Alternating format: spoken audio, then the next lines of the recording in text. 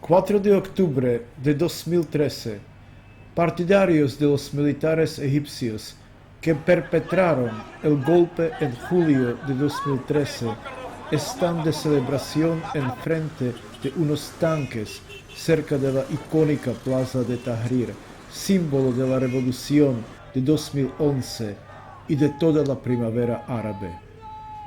Más tarde, en el distrito de El Cairo, Bulaq, mandos promilitares y miembros de los hermanos musulmanes se enfrentan violentamente. So you leave me on the bridge, please. If you are afraid to go, then leave me on the bridge.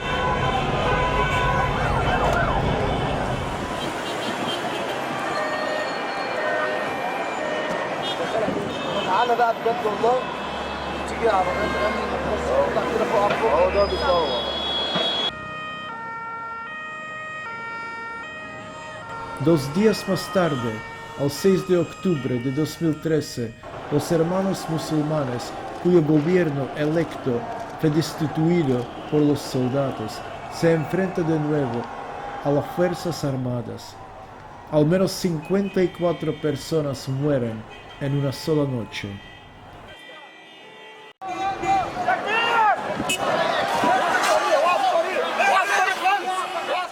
Ya no se trata de ideología o de justicia socialista. Los ideales de la primavera árabe han muerto.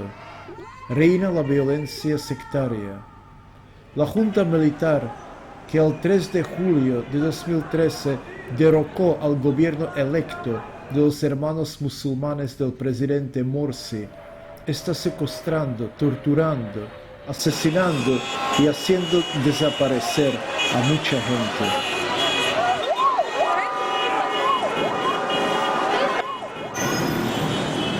They ask anyone for his ID, especially if he's a foreigner like you. If any books or something have any related with politics and stuff, they would take you. Miles de personas han muerto ya y muchos antiguos revolucionarios están escondidos o muertos. Nadie se atreve a hablar e incluso las reuniones clandestinas han sido canceladas.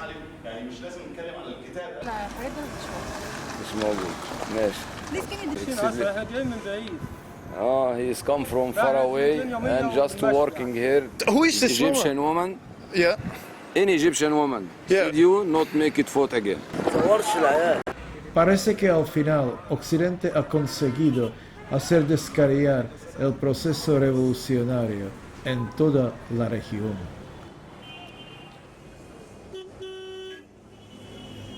La revolución de la primavera árabe de 2011 en Egipto comenzó con la rebelión contra el régimen occidental de Mubarak, que combinaba capitalismo con normas militares.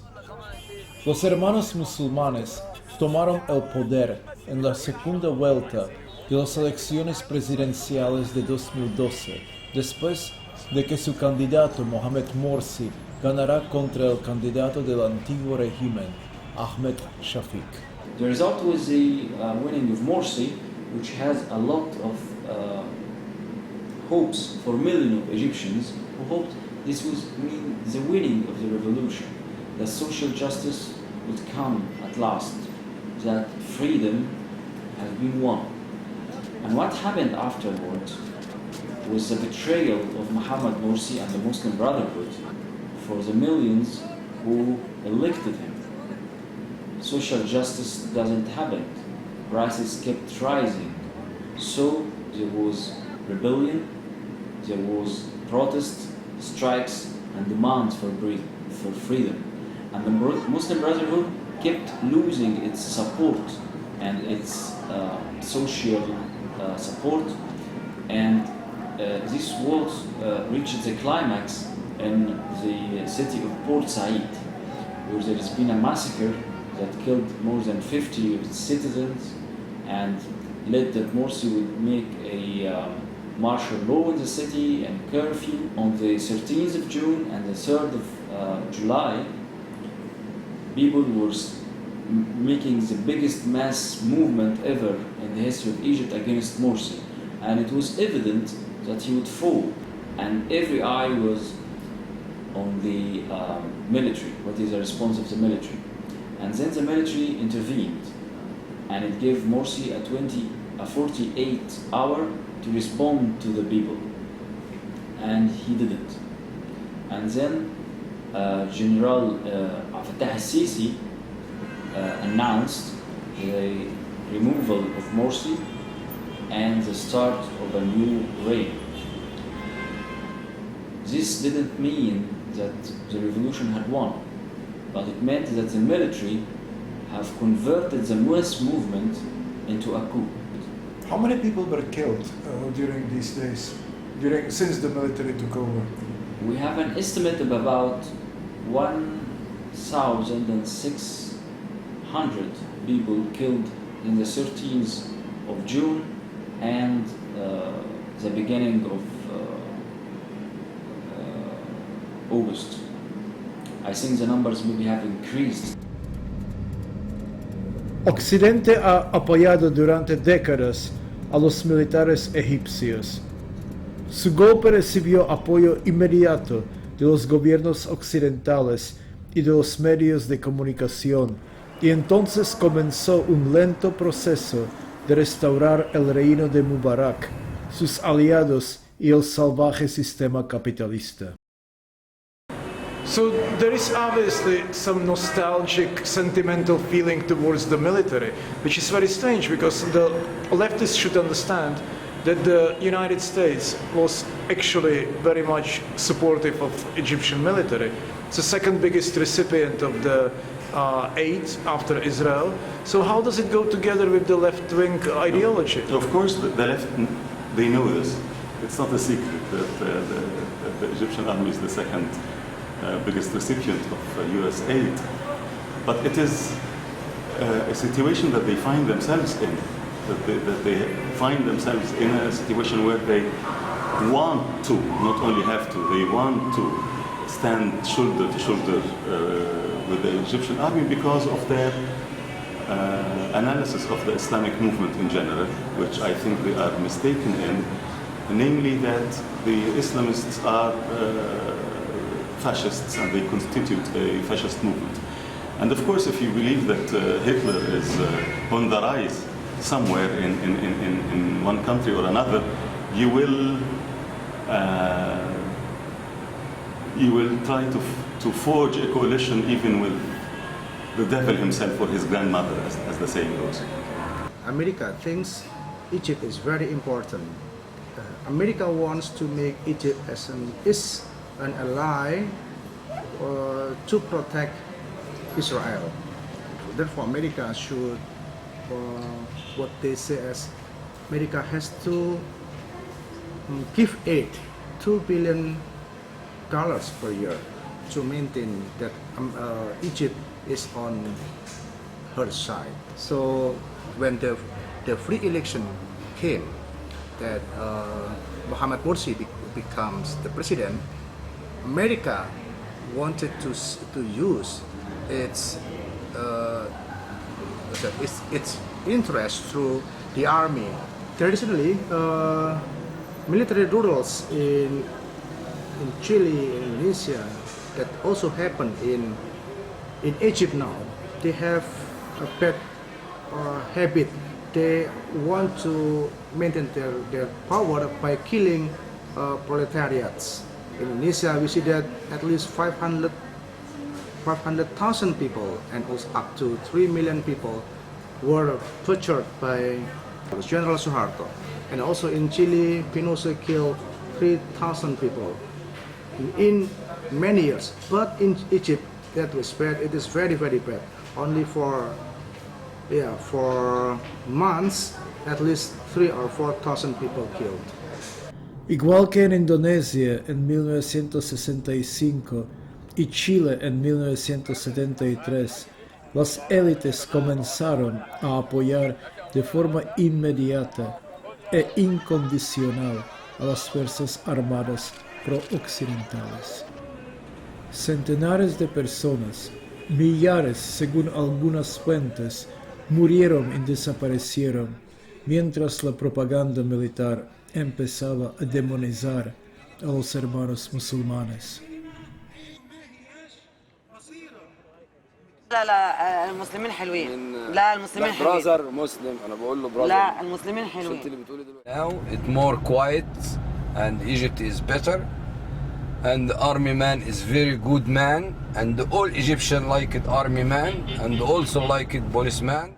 The army, they want to maintain or to get their own interest, that their bourgeois class, that is they want to exploit their proletariats by becoming comprador to the interest of the American. As far as the U.S. and the West are concerned, they're terrified by this. They cannot.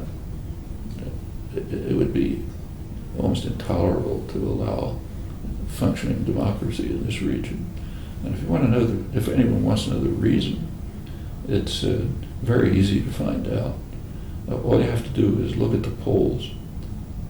Right before the Arab Spring broke out, August 2010, there was major polls of the opinion in the Arab world, and in particular in Egypt, undertaken by the main Western polling agencies, very respected polling agencies, actually released by the Brookings Institution, a major institution, so not at all secret.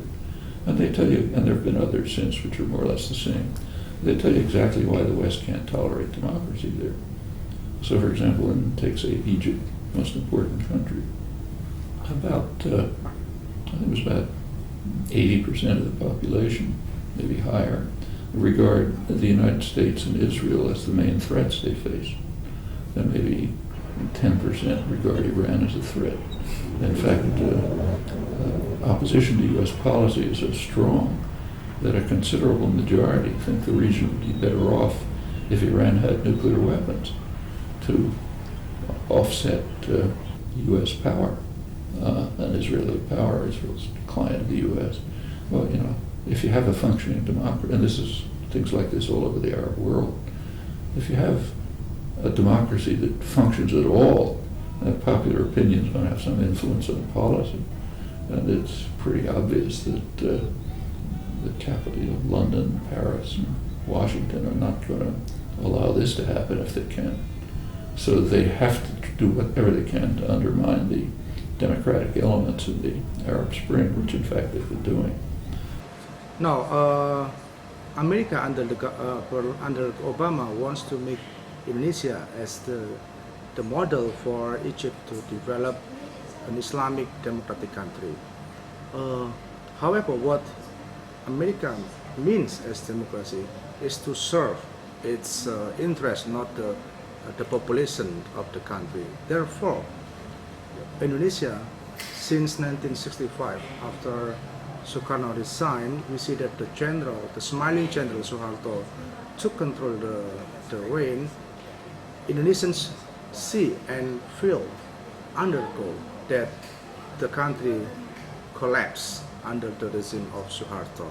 And if Egypt does the same way, democracy, that means to fight for the interests of the generals, the ruling class, the army, not for the proletariats, it is only to wait for time to see Egypt will collapse.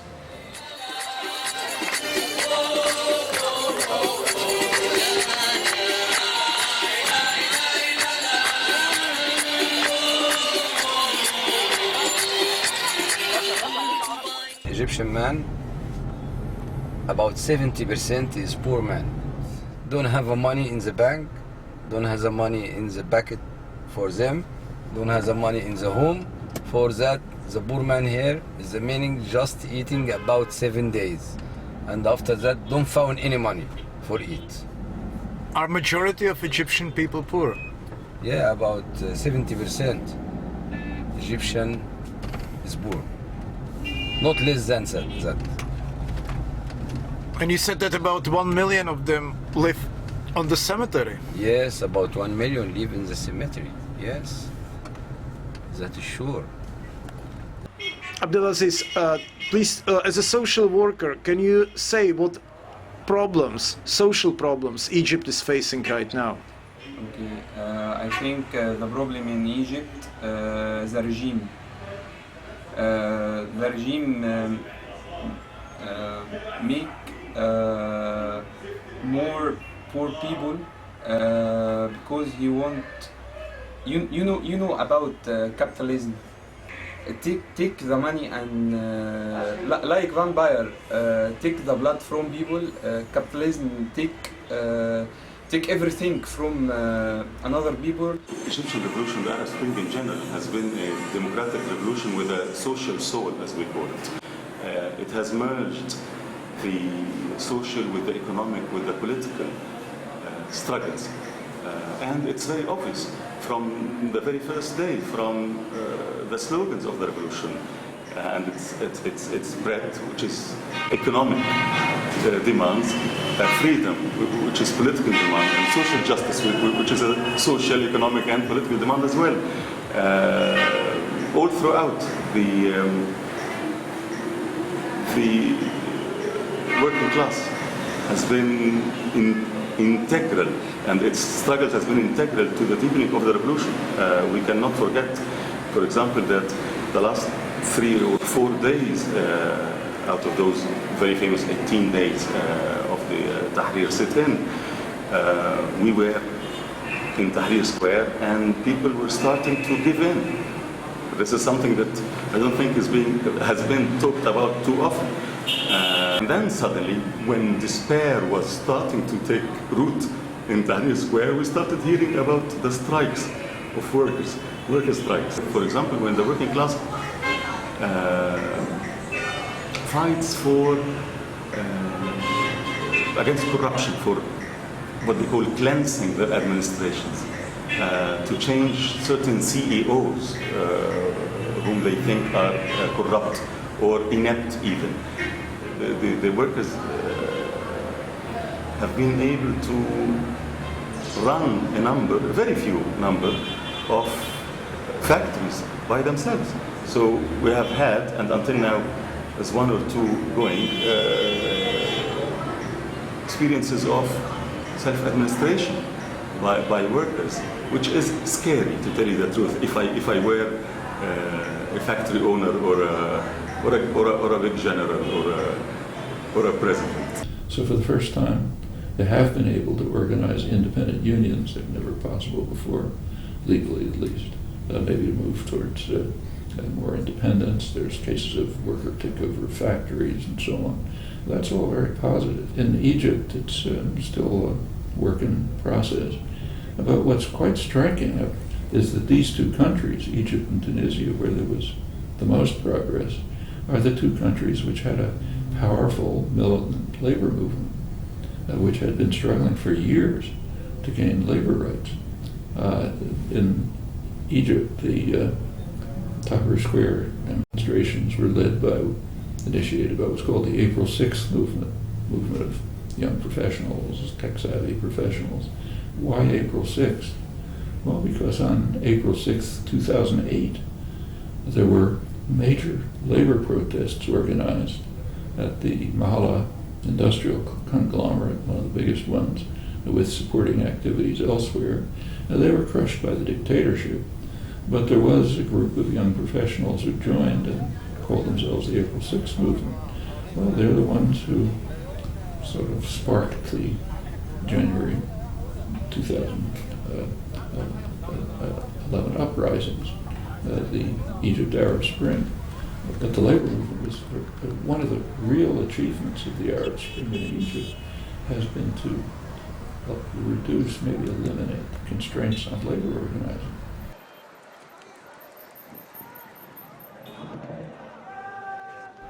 Había tantos sueños y tanto entusiasmo al principio de la revolución. Ahora solo reinan el nihilismo y la frustración en todo el país. El miedo está omnipresente.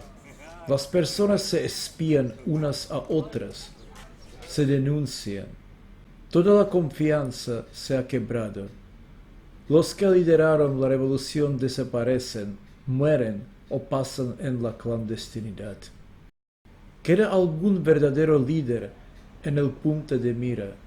¿Hay todavía algún hombre o mujer visible en este viejo país con una de las culturas más profundas de la tierra?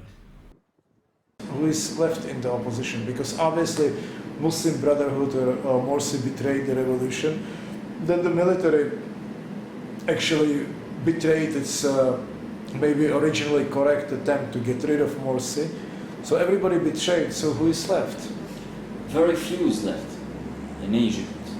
On the side of the revolution, speaking of the political forces, of course there's millions of people on the side of the revolution.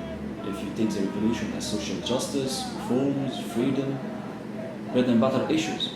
But speaking of political forces, there's very few who still stand and say we are against the military rule, this is a coup, and we still against the Muslim Brotherhood, and we are against the return of the old regime and Mubarak. So we have paradoxical situation. Most of us were supporting opposition to Mohamed Morsi. Military came, we didn't, none of us actually wanted military coup. So we have two succeeding administrations, if we can call this administration, that are totally against the essence of Egyptian revolution, isn't it so? Yeah, yes, it's a very complex situation.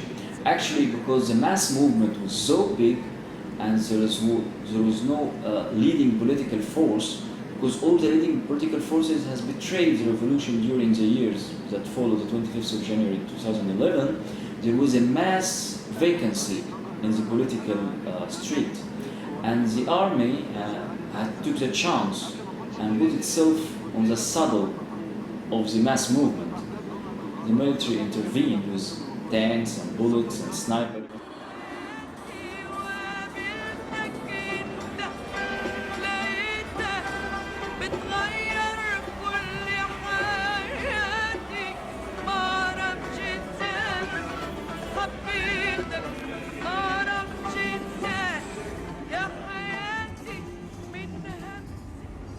And I think the military, he will be stepped down near, because actually he didn't have any plan or a strategy to change the country or make the situation better. He just have some word. And I think the normal people, he will understand this very, very near. And then he asked him to step down, and now he should leave. We are not saying that the Islamists are progressive, nor are they social democrats or anything. We're just saying that they are not Hitlers. They are not fascists. You do not need to ally yourself with the army. You don't need to ally yourself with proto-fascist sentiments or actions even in order to stand against them. Para algunos es el final de la primavera árabe. Quizás. Lo cierto es que miles de egipcios han muerto. Eso es innegable. Las fuerzas externas, tanto los militares como las élites, manipularon los acontecimientos en Egipto. A estas alturas parece que todo está perdido, pero el pueblo egipcio ya ha saboreado sentimiento embriagador al atreverse a soñar y a luchar por la libertad. ¿Cómo terminará este drama tan potente? ¿Saldrán victoriosos los militares, las élites y los intereses geopolíticos de Occidente? Por ahora, las estaciones de Egipto parecen estar totalmente desordenadas. A la primavera árabe podría seguirle un invierno helado.